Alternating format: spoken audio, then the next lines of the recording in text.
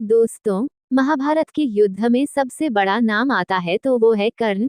कर्ण दानवीर पुरुष था। हर रोज दान करने के बाद ही भोजन ग्रहण करते थे। यहाँ तक कि भगवान श्री कृष्ण भी कर्ण से भिक्षा मांगी थी। इतने बड़े महान पुरुष थे कर्ण। लेकिन यहीं तक बात सीमित नहीं है। क्या आप जानते हैं कर्ण के आगे श्री कृष्ण ने घुटने क्यों टेके, जानकर होंश उड़ जाएंगे। तो आइए आज जानते हैं आखिर ये सा क्या हुआ था उस समय। आइए मैं उस समय में लेकर चलता हूँ आपको, जहाँ कर्ण और श्री कृष्ण की अंतिम यात्रा पर था। कर्ण एक ऐसा पात्र था महाभारत में जिसके देवपुत्र होने के बावजूद भी सामाजिक प्रताड़ना का सामना करना पड़ा और उसको समाज में अस्वीकार किया गया। कर्ण एक महान योद्धा और दानी राजा था। लेकिन कर्ण ने कुरुक्षेत्र में अपने भाइयों पांडवों को छोड़कर कौरवों का साथ दिया था। कौरवों का साथ देने के बावजूद ऐसा क्या हुआ होगा जिसके कारण कृष्ण को कर्ण का अंतिम संस्कार करना पड़ा होगा। तो आइए जानते हैं कृष्णा ने कर्ण का अंतिम संस्कार क्यों किया। कुंती और सूर्य का पुत्र था कर्ण। कुंती ने कर्ण को अविवाहित होते हुए जन्म दिया था। एक रथ सारथी ने कर्ण का पालन किया था, जिसके कारण कर्ण को सूतपुत्र कहा जाता था। अविवाहित माता से जन्म और रथ सारथी के पालन के कारण कर्ण को समाज में ना तो सम्मान मिला और ना अपना अधिकार मिला।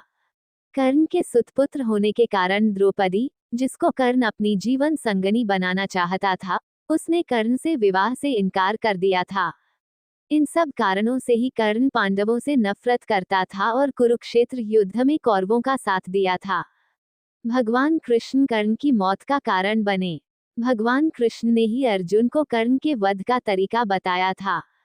एक दानवीर राजा होने के कारण भगवान कृष्ण ने कर्ण के अंतिम समय में उसकी परीक्षा ली और कर्ण से दान मांगा। तब कर्ण ने दान में अपने सोने के दांत तोड़कर भगवान कृष्ण को अर्पण कर दिए।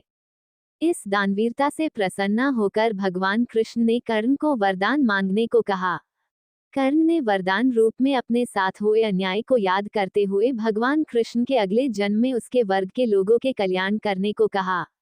दूसरे वरदान रूप में भगवान कृष्ण का जन्म अपने राज्य लेने को मांगा और तीसरे वरदान के रूप में अपना अंतिम संस्कार ऐसा कोई करे जो पाप मुक्त हो। वरदान देते हुए भगवान कृष्ण ने सारे वरदान स्वीकार कर लिए, परंतु तीसरे वरदान से भगवान कृष्ण दुविधा में आ गए और ऐसी जगह सोचने लगे जहां पाप ना हुआ हो।